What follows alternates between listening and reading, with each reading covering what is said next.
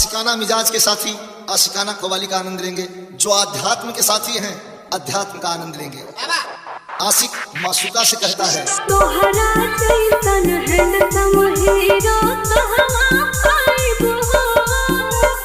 पापा के दामाद अपना तोहके बनाइबो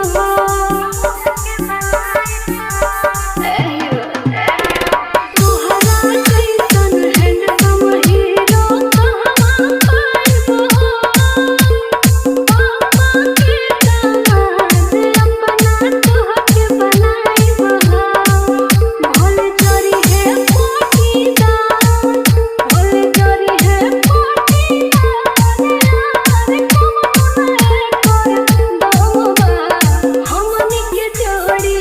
नरला भरवा पापा के हमरा सोनबा हाथ हाथ जोड़ी नरला भरवा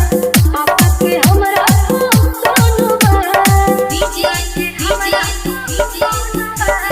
गोटा गोटा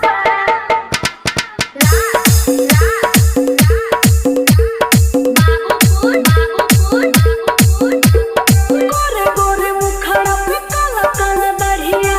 लगे करे जबड़ी बढ़िया ए राजा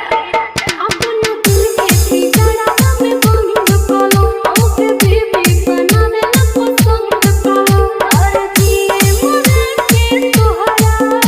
अरे दिए मोरे के तोहरा साथे यार हमर मनवा हमनी के जोड़ी नरला भरवा पापा के हमरा सोनबा हाथ हाथ जोड़ी नरला भरवा पापा के हमरा सोनबा डीजे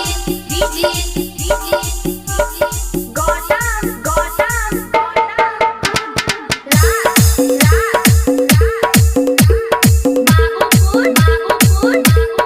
लइका जमाना या रंग मैरिज के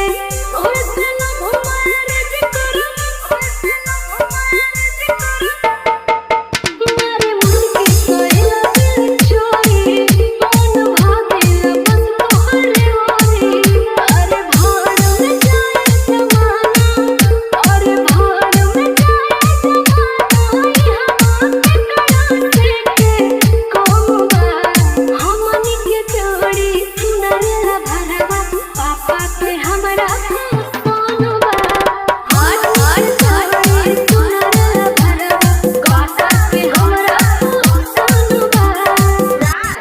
राज राज